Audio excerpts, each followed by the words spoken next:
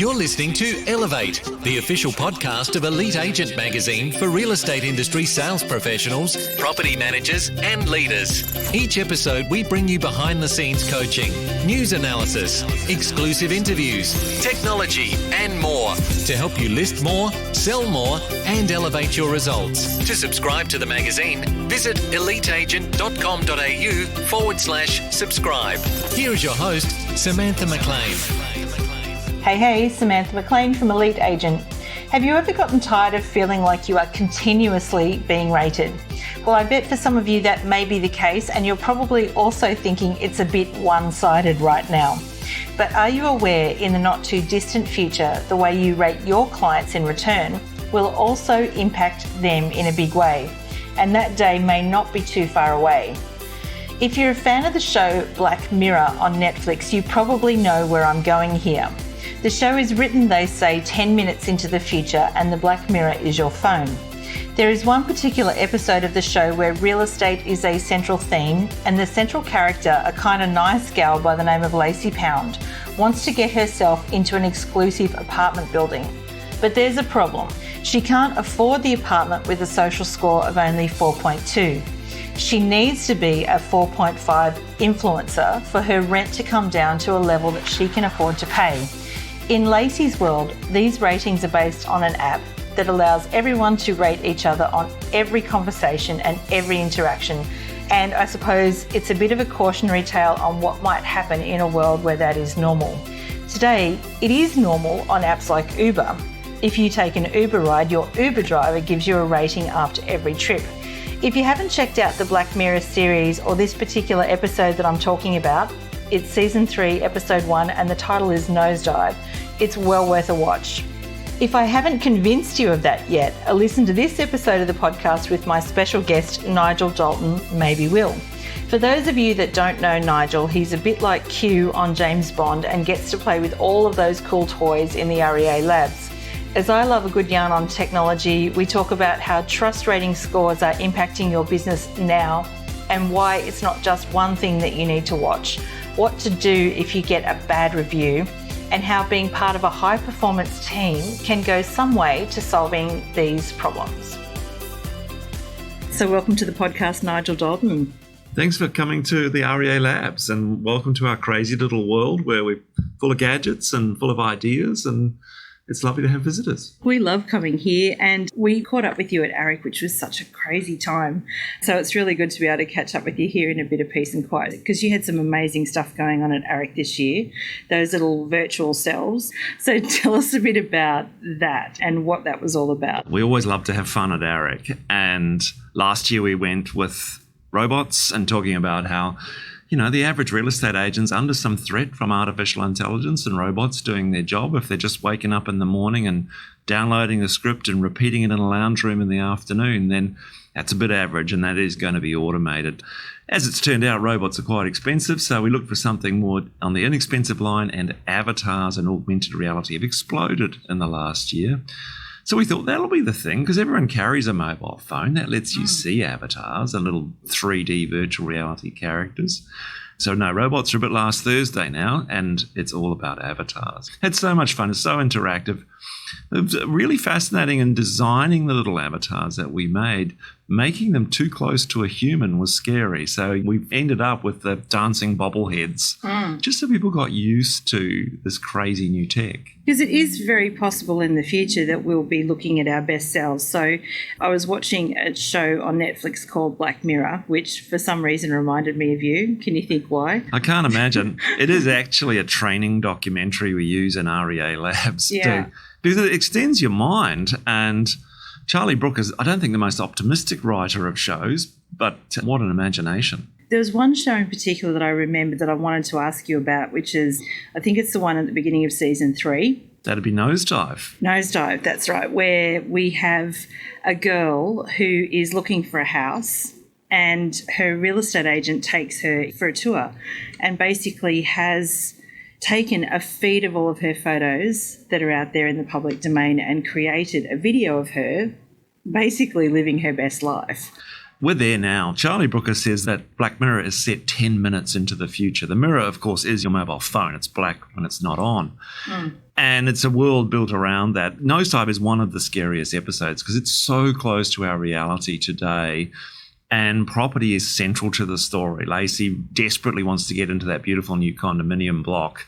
She's held back because in this Black Mirror world, everyone has a social credit score. She needs to be 4.5 to get in. She's a 4.2. And what's surrounding her is holding her back. She has some immense moral decisions to make around, her brother, who's a bit of a loser gamer boy, stays at home, doesn't seem to have a job, 2 stars out of 5. He's dragging her down. Yeah, I know. And so she's sort of got to go and get her reputation points up. So this is a really interesting thing for things like property management, where you may need to have, Lacey definitely needed to have a trust score of 4.2, or a reputation score rather, of 4.2 to be able to get into a certain building. And she needs a coach. And I think this is really important for us as a society, is we have our physical presence, you and I here, but this is ever-growing digital avatar presence in the world. And the truth is we all have avatars today. I could synthetically create a picture of you from your footprint online and get a pretty good picture, I think. Yeah, I mean, like Lacey, I'd have better hair and I'd be cooking in the kitchen even though I can't cook. Like, she's giving her this vision of the future in this house, and also a boyfriend. Yes, that'd be very handy for Lacey. And as she's talking to the real estate agent, like I remember this quite distinctly, she's actually saying, "Is that my future husband?" And she says, "Well, I don't know, but we are pretty good at romantic matching."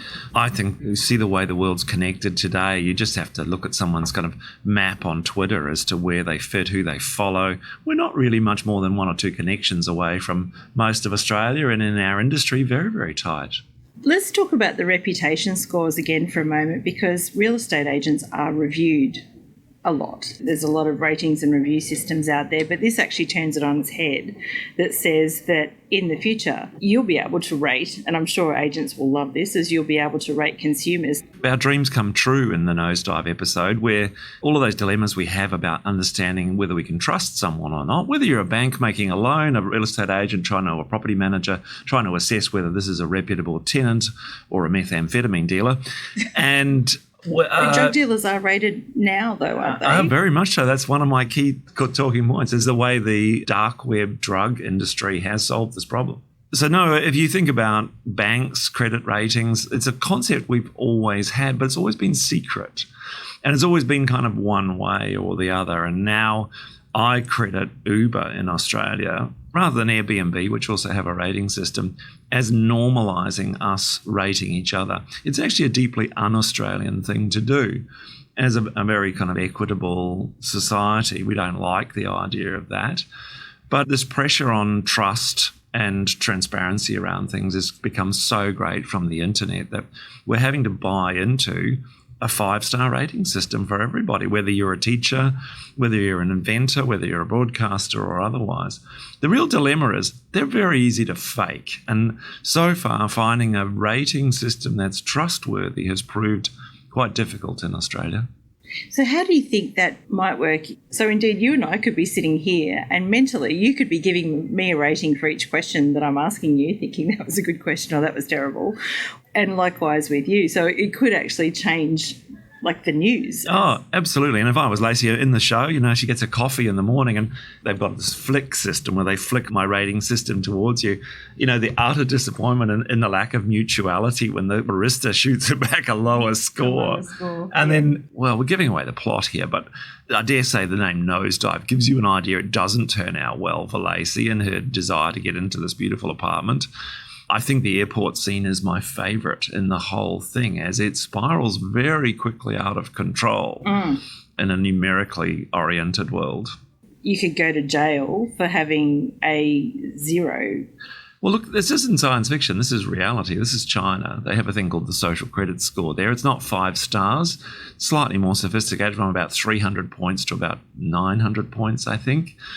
And it plays into the Chinese history of having central monitoring of people for many, many decades accordingly. And they're pretty comfortable. It's a pretty tight, close, transparent sort of a society. And they've embraced the social credit score alarmingly. By 2020, they want the entire Chinese population on the system. I read recently that there were 30 million people with a complaint about their social credit score. So that must give us an idea that they're well on the way to having 100 million people or more on the system. Below 400 points, you're probably criminal and you can't get on public transport. We have staff in China. One of them was telling me recently a funny story. They got on a train and over the train came a public announcement, please be aware that you're being assessed for your social credit score on this train. And the missing link there, which happens in those types, is facial recognition. So we all thinking we're private in this country, for example, but you head downtown today and do a bit of shopping in Burke Street Mall and you'll be photographed 200 times. In Nosedive, she has eye sensors that are connected to a phone. How far away is that? We're almost there with the iPhone 10 now opens on your face. And the technologies that are throughout the whole Black Mirror series, whether it's sort of telepathy or memory upgrades, virtual reality, are all here now. It's just a matter of they're not very evenly distributed around the world, and got a fair few of them in the lab here, but we won't try them on you, so don't worry. I know. I'm not scared. Not much. He hasn't really invented anything massively futuristic and impossible in the course of the entire series. You notice the way a lot of it is about psychology, and the good science fiction is always about psychology, and that's why there's always a bit of reality. It's a very good thing to be looking at if you are in real estate, is go and look at this episode and a couple of others and have a think through how your behaviour and things you're doing in your business are like this already. Also, be careful what you wish for. Absolutely. So what we're talking about is this scarily connected world, and something that you've talked about a lot recently, because realestate.com.au are delivering the news on things like Amazon Alexa. Yes. So talk us through the whole voice piece, and I'll ask you a question on the connectedness of different devices in a second, but do you see voice activation as being a really big thing over the next couple of years? I think it's here now. I can remember, I'm old enough to remember way back in 2007 when the iPhone came out. I've got one of the threes here. We were not really that excited about touching the screen. The idea of little icons and touching the glass to make things work was pretty creepy to us. And we thought that'll never work, that's impractical. I want to type and use a mouse-like device, which is what I had on my Nokia N95. Boy, we got used to that real quick. And voice is the same thing. So voice is just another access channel to whatever intelligence we're carrying around with us. So it's done. It's here. 25% of searches in America are done with voice already. We've got used to, you've been training your family to use the Google Home. And the important thing is what's behind it. When we ask a device, what is behind that? What artificial intelligence is behind that? So Microsoft devices, it's Cortana. Apple devices, it's Siri. Google devices, it's Assistant. Amazon devices, it's Alexa. What is the nature of each of those characters, and where are they getting their information from? How intelligent are they? How secure are they? How clever are they in terms of finding things for you? Well, they don't like each other at the moment, I can tell, because I've got a Google Home and my 16-year-old daughter has got Alexa. And we tried to make them talk to each other, a bit like another Black Mirror episode. And it ended badly with Google Home saying, I think Alexa's very nice, which... That's pretty passive-aggressive, isn't it? I reckon it is. But what I'm hearing is that some real estate agents, particularly in America, are starting to use Alexa really well. And I'll give you a scenario. I run a property management company or a holiday rental home. I've got an Amazon Alexa in every property that I manage so that the tenants can say, hey, Alexa, the roof's broken, or hey, Alexa, I need to find a restaurant. And real estate agents are actually using this stuff now. That's a good imaginative use of it. It's really an access channel, and we do talk pretty readily, and typing's a pretty old-fashioned way of doing it. Probably the critical technology that allowed this leap was 2 bits of AI. Both Microsoft and Apple got there at roughly the same time, but the capacity to go from voice to text and comprehend the voice, it's actually beyond the human capacity now on average. So they'll get 94% of speech correct in the interpretation. That was the leap. That was about 18 months ago. And, Google's right behind. So we're seeing that be the important pivot point. Then it's really important for property managers and agents to understand what is the intelligent assistant they've connected to relying on for information. I think this is the horror story in rentals in Australia today, is that if we become reliant on Siri, for example, as asking Siri, and let's just do it, let's just give it a crack, shall we? So, hey Siri, who's the best rental real estate agent in Richmond? The best rated option I found is Biggin and Scott on Bridge Road, but it only averages 1 star. Does that one sound good? Thank you, Siri. 1 star. So this is the entire Apple ecosystem problem. Yeah. So that's a 1-star review. Biggin and Scott are friends of ours. That is a review on a system called Yelp that's driving that, because clearly Apple can't buy Google reviews. They can't buy Facebook reviews, won't sell them to them. And so they have to go to Yelp, which is a third party that largely reviews restaurants around the world. They've uploaded the entire Census Yellow Pages database of businesses in Australia and populated them all with 0 stars. Now, if you're an angry tenant or a landlord or someone who's had an unhappy experience, you will go to great lengths to find and dump on a company. And so an angry tenant has found Yelp as an engine, dumped on Biggin and Scott, who didn't know, because it's an obscure background. So you never expect your Australian business to be on the damn thing. And left them a steaming pile of turd and a 1-star review. And now if I ask the world's most popular phone, who's the best real estate agent to rent a property, and I get this. And if I go through, I'm going to be deeply put off by what I read. And they didn't even know it was there. Yeah, I know. That's the scary bit, that already everyone's rating you in these different systems. What about Alexa? What if I said, hey, Alexa, who's the best real estate agent in Richmond? So Alexa doesn't have a search engine. So it's an Amazon shopping-oriented thing. They've connected with Bing, which is Microsoft's search engine, to try and do those kind of things. Yeah. Just not going to be able to compete. If you want to buy some shoes or things, then Alexa is your absolute best friend. My favourite Alexa is the one that sits on your dressing table and you go, hey, Alexa, how do I look? And, she's not happy with your 6 out of 10. She can deliver me a new tie by lunchtime using a drone. That's the proposal. But ask her something that's relevant to our industry, not so much. That said, they're by far the easiest ecosystem for somebody like REA Labs to build skills for. Now, skills are like a service, which is what we built with our news service. We have 400 news stories around property a week published in one channel or another. We just thought, well, let's edit the top 5 or 6 a day. And now here's the irony. Read me the news. It's an ancient skill we had to drag up called radio. Wow. So we had to suddenly rewrite some of our content as if it was a radio show. And I love the fact that what's old is new again. And get those first paragraphs of those stories sounding great for radio. And it's kind of the text-to-voice thing's not perfect.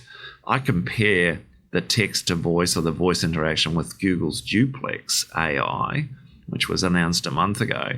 Which was amazing. Yeah, you heard the booking of the restaurant and the hairdresser's appointment. Yeah, when you can actually hear the assistant going, just like I am right now. We should play that really, just to have people, if they haven't heard this interaction, hear it. Okay, then let's play it. The first voice you hear is a human. The second is Google Duplex or a Google bot. So how can I help you? Hi, I'm calling to book a women's haircut for a client. I'm looking for something on May 3rd. Sure, give me 1 second. Sure, what time are you looking for around? At 12 p.m. We do not have a 12 p.m. available. The closest we have to that is a 1:15. Do you have anything between 10 a.m. and 12 p.m.? Depending on what service she would like. What service is she looking for? Just a woman's haircut for now. Okay, we have a 10 o'clock. 10 a.m. is fine. Okay, what's her first name? The first name is Lisa. Okay, perfect. So I will see Lisa at 10 o'clock on May 3rd. Okay, great. Thanks. Great. Have a great day. Bye. it is frightening, the level of human intonation perfection that assistant has. There's only one moment in the hairdresser appointment booking I can tell it's a machine. Yeah. Google's the winner there because it's attached to the biggest search engine and the biggest review engine. Now, getting a service onto Google is actually more complicated than you'd imagine. The rules are epic, and navigating through them, and you've got to win at the search game first. You can't just own an inquiry. Well, they call them invocations. So if you ask Alexa, hey, Alexa, what's my property news? That's the invocation that calls the realestate.com.au property news. And there's a gold rush on at the moment. It's like, remember domain names in the 90s? Everyone was registering all the things. And now you've got to register Alexa skills. Yeah, good luck getting property news because I've got it for life. Yeah, that's very interesting, the way that that's all unfolding at the moment. In Australia, the competition between which platform to be on is tremendous. There was a device war over Christmas, I think the announcement that Alexa were coming out in March stimulated Google to promote, give away, sell and partner the hugest number of Google homes. So a lot of homes aren't going to have two. They're not as advanced and nerdy as your house, and they're just going to have the one and connected to Spotify, connected to a few things in the meantime. And look, every one of these things is an arms race amongst trillion-dollar companies. So there'll be devices everywhere. But don't forget Siri, that's on everyone's phone, and Google Assistant is on your phone as well. Do you think they'll ever all come together, or will they just... There is no chance at all of that happening. This is a race, as I describe it. It's the same race that's been played out in history towards a walled garden. So a walled garden is an ecosystem of a community, a connected community. They're selling things, they're socially interconnecting. Since the internet began, this has been the race. I can remember a thing called AOL in the 80s and 90s, America Online. Yeah. People didn't even know that wasn't the internet. All of the things you needed, buying stuff, the news, searching for stuff, were all contained within a walled garden called AOL. MSN had a crack at it. When you get it, it's incredibly difficult to dislodge, which is why high-stakes race to build that again. WeChat have done it in China. And this has driven to the Chinese social credit score ability. The race is on. Facebook, Amazon, Google, eBay, all absolutely chasing to build the walled garden of search, sell, and social. It's interesting that you say that. I'm seeing reputation specialist being a job title of the future, like Lacey's reputation specialist, because you realise it's a job now. It's a job now. It's a job now, absolutely. Yeah, they call them PR people, don't they? Oh, no, it's just... maybe that's where that's going to go. It's sometimes called profile grooming. I don't like the phrase. And, of course, in Lacey's, it's coaching. It's about coaching you to get your reputation score up. So if reputation specialist, well, it's a job title now, but it'll be a job title for sure in the future, what are agents going to do? The interesting thing is I don't think having extra mechanics like this will actually change the job of an intermediary or a broker type of role in the world of real estate. It'll happen more quickly in the world of rentals than it will in buy. Buy is such an emotive, complex transaction with all of your money on the table. It's never the perfect fit, and you're only going to do it every 11 years. The interesting thing is I think the chance for disruption in rental is higher, because it's a very logical process. We're all quite good at it. If we're renters, we do it every year. We know how it works. It's a linear left to right process. You get your notice. You've been in there a year. You know it's coming up. You get asked, are you staying or do you want to go? The rent's going up $20. You make that decision. You give your notice. You look on realestate.com.au. You ask your friends on Facebook, are there know any good rentals in the area?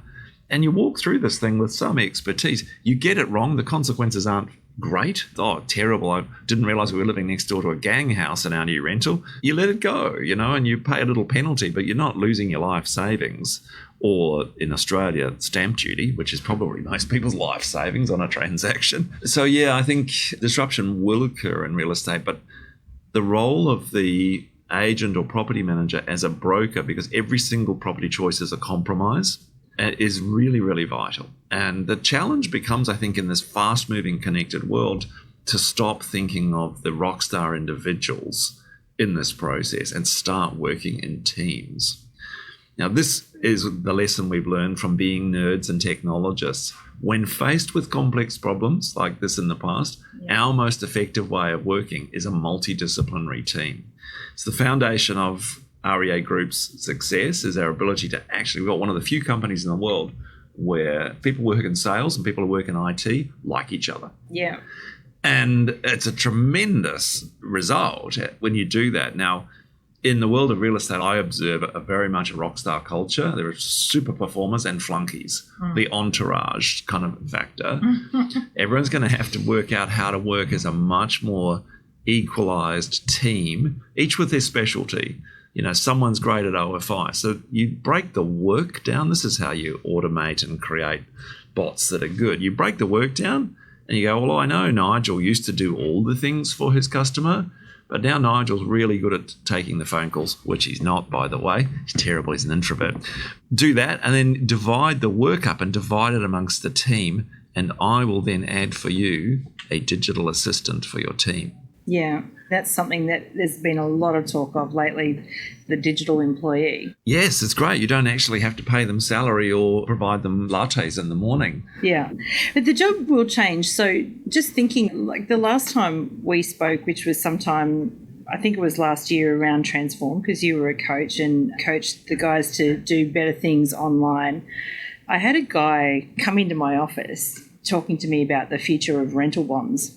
And he was a pretty interesting guy. So what he did was he made me sign up to see how much money I could get as a tenant to go towards my bond, because he's saying that people that don't have a lot of money in the bank aren't necessarily untrustworthy.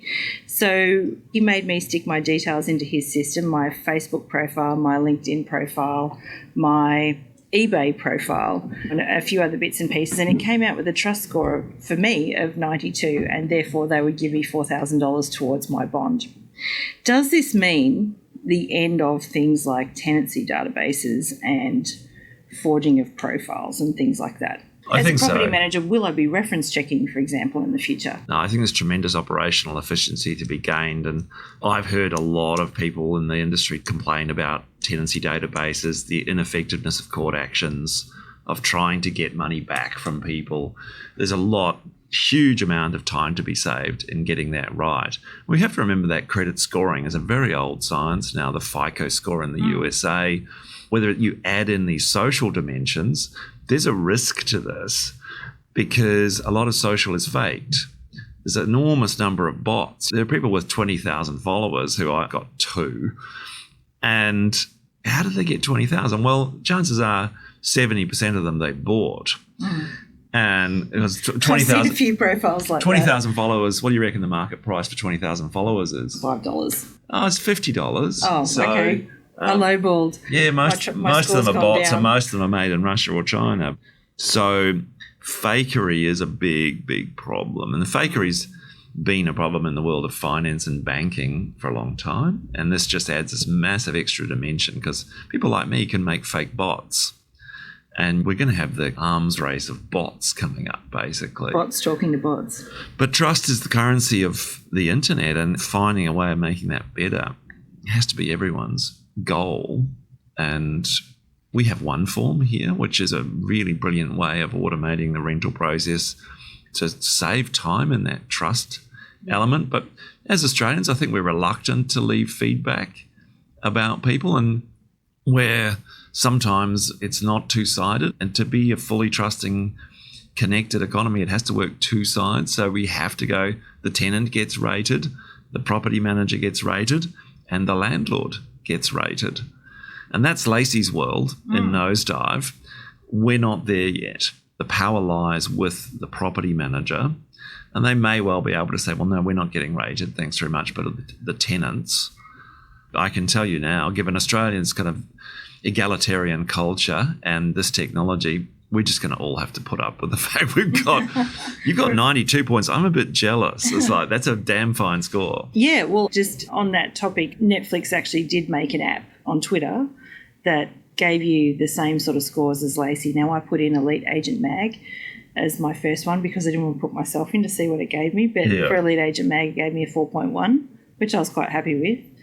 And then when I put myself in, and I've got more followers, and engage more with people on Twitter, and it gave me a 3.2. And I was gutted. It's just hard on the ego, isn't it, to hear it? So, you could be my modern day Lacey, really. It's just, I need to go find a coach to fix my Twitter profile. I might miss out on that next property or that next flight or that next upgrade or that next whatever it is because my profile's only 3.2. Look, and we should also talk about privacy and security of profiles at the same time. As we've seen, it's been a tough week in the world of real estate privacy, with the Pixar scandal and the hacking of a conveyancing system. Yeah. Young couple lost $250K. I believe it's been put right overnight, which is fantastic. But she was on MasterChef, I think. Danny was on MasterChef, yeah. It was just a really tragic tale. We have Craig Templeton, who's our Chief Information Security Officer, very wise, experienced fellow around this. He's got a very good phrase which applies very well to all businesses. Things go wrong. It's not what goes wrong, it's what happens next. So it either goes wronger or you confess, put it right, and this is exactly the same philosophy for online reviews. You got a stinker, it's gone wrong. What you do next dictates your future. And people should engage in that. There's every chance the original flamer, as we used to call them in the world of the internet, the person who's flamed you with the 1-star review, there's every chance they're done and out and don't want to engage in an intelligent conversation. Otherwise, they would have phoned you. They wanted to go on there and they wanted to grandstand and get that done. You need to go out there and publish the response. Most platforms have a response option. And just show, look, things go wrong. We learned from this. Please call us if there's a problem. Every single other person who goes to that review will read your piece. Find out if you're human. Are you decent people? That's the trick. Engage. Yeah, absolutely. Lastly, I just wanted to talk quickly about, while we're busy geeking out here, the Internet of Things, which is changing the world considerably around us right now. And you've probably got a lot of connected devices around here. Yeah, don't ask the lights go on and off. So how big a factor will the Internet of Things be in managing property in the future? Right now, it's an unmitigated disaster as far as I'm concerned as a technologist. Nothing connects to anything. So it's a full-on standards war, trying to get a set of lights that connect to a home security system or a heating system, a refrigerator. It's the walled garden problem. Every single vendor from Samsung to Apple to Amazon to Google are attempting to build an independent network of devices. That locks you in. And it's actually a standing joke amongst the technology world how complex it is to get a Philips light bulb to talk to a Google system. And one of my very nerdy colleagues is probably one of the world's best engineers. He wrote a gigantic program to make that happen. He did that as a standing joke to go, well, this is not ready yet. So security systems, the ability to allow someone to let themselves in at an open because you've given them a passcode, those kind of things. I'm not a fan of that yet. It's pretty funny. The hacks on these things are often so basic, where voice commands can let you into a home. And someone sounds a bit like you.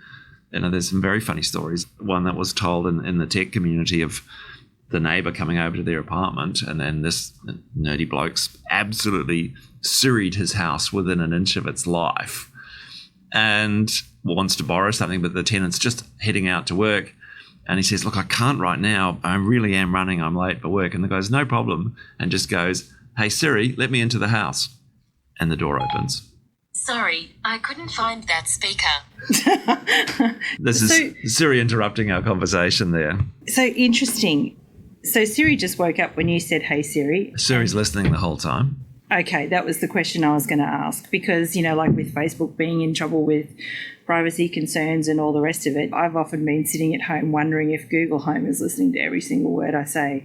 Look, it probably is. It probably is. To jump to attention. This capacity to understand natural language didn't happen entirely in a laboratory. It's the same as the demonstration of Google Duplex. They had that thing phone 5,000 hair salons. Wow. Imagine being the hair salons. Yeah. Imagine if that had been a real estate agency call that they decided to demonstrate, and there would have been 5,000 calls to rental agencies in Silicon Valley training it to work. If I thought that was a real estate agent calling me back, I would be kind of like, ugh.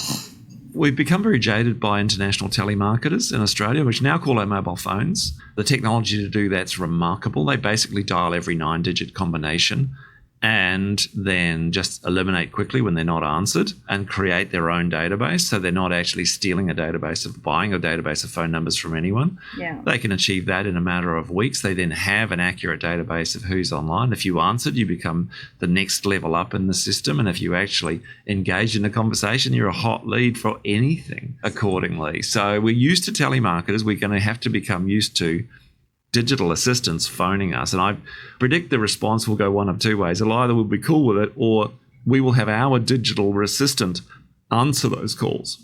Then you can sort of say to the boss that you've made all of your calls too, because your phone records are actually going to show that your digital assistant has done all your callbacks for you. This is actually my greatest fear, is that people are going to subscribe to my mate Tom Panos's real estate gym, and they're going to learn to make 20 calls by 10 o'clock and join the 5 a.m. club. They're not going to do that. They're going to stay in bed and get their assistant to make 20 calls by 10 o'clock. They could call their entire database within 3 weeks, have got 10 leads, and the others never want to talk to them again. Weaponized property managers, weaponized real estate agents. It will just escalate. Yeah. And we'll be in Lacey land before no time. Before we know it. So that's going a little bit into the future. Let's dial back to the next couple of months. You'll be speaking at ARPM, which is a great conference, and we always love going to ARPM. What are some of the things that you'll be talking about at ARPM? Well, I'm pretty excited. The timing's fantastic because we've actually got our next hackathon, our next REA Inventorship days, the 3 days before. So back here in the office, the whole office kind of downs tools, and the focus this time is on rent. So we love that. And I'm a social scientist. I'm not actually an engineer. I'm a behavioral economist by trade. And the currency of my life is emotion. I look for where is the emotion, because where there's that, there are problems to solve and opportunities to build things. There is so much emotion today in property management. Like there is just stress and pressure and tears. This is all 3 parts of the equation: property managers, tenants, and the owners as well. I'll bring a few of those inventions along if it's any good. I will talk about my constant theme of the 3 things I'm making are time, trust, and transparency. They're the 3 currencies of property. They're actually the currencies of the web as well. I love that intersection. It makes my job easy. And the way technology works, I can guarantee there are 3 new crazy stories by August that I will have a joy in bringing to talk about. Absolutely. Well, Nigel, thank you so much for talking to us this morning. We always love talking to you. I rate every interview 5 stars. So thank you very much, and we'll look forward to seeing you at ARPM. I'm very excited about coming and meeting all those people. It's such a hard-working industry. I hope they manage to take the Saturday off and get to Sydney as well. To subscribe to the magazine, visit eliteagent.com.au/subscribe.